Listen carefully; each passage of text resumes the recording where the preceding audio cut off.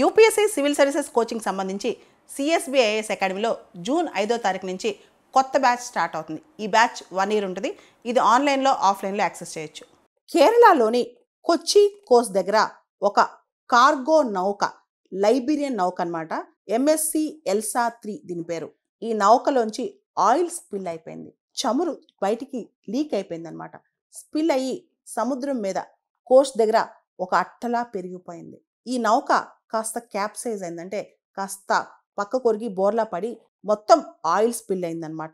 ఈ నౌకలో 13 కంటైనర్స్ ఉన్నాయి. దానిలో 12 కంటైనర్స్ కాల్షియం కార్బైడ్ తీసుకొస్తున్నాయి. మిగతాది అందులో ఫ్యూయల్ ఉంది. Thousands and thousands of ton of fuel ఉంది. జనరల్గా పెద్ద పెద్ద నౌకల్లో చమురు ట్రాన్స్పోర్ట్ చేస్తారు, కార్గో నౌకల్లో. సో చాలా ట్యాంక్స్ ఆఫ్ ఫ్యూయల్ ఉంది. దాంతోపాటు కాల్షియం కార్బైడ్ ఉందన్నమాట. దీనిలో ఉన్న 24 మెంబర్ క్రూను కూడా రక్షించారు. ఇది కేరళలో కొచ్చి కోస్ట్ దగ్గర జరిగిందనమాట. సాధారణంగా ఆయిల్ స్పిల్స్ అనేవి పెద్ద పెద్ద కోస్ట్ దగ్గర జరుగుతాయి. 2017లో చెన్నై కోస్ట్ దగ్గర కూడా ఇలా ఆయిల్ స్పిల్ అయిందనమాట.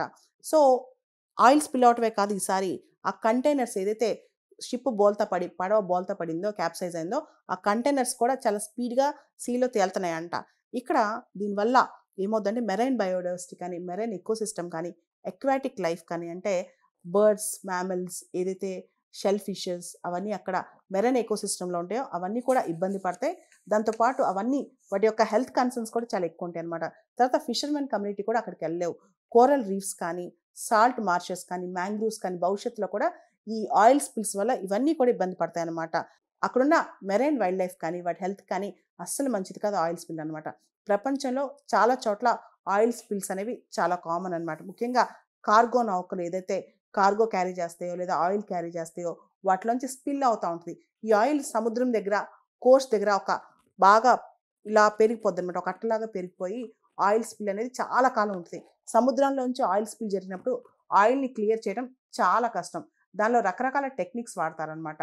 స్కిమ్మింగ్ అని, అంటే స్కిమ్మింగ్ అంటే మొత్తం ఆయిల్ ఎత్తిపోస్తూ ఉంటారు. లేదా కొన్నిసార్లు సార్బెంట్స్ వాడతారు. కొన్ని రకాల కెమికల్స్ వాడి ఆయిల్ని అట్టలాగా చేర్చి మొత్తాన్ని తీసేస్తుంటారనమాట. అదేవిధంగా మనం చూస్తే స్కిమ్మింగ్, సార్బెంట్స్తో పాటు హై ప్రెషర్ వాషింగ్ అని కూడా చేస్తారు. చాలా హై ప్రెషర్ వాడి వాషింగ్ చేస్తారు. అదేవిధంగా ఇన్సిటు బర్నింగ్, అక్కడే ఆయిల్ దగ్గర నిప్పంటి చేసి మొత్తం ఆయిల్ క్లీనప్ చేయడానికి ఇన్సిటు బర్నింగ్.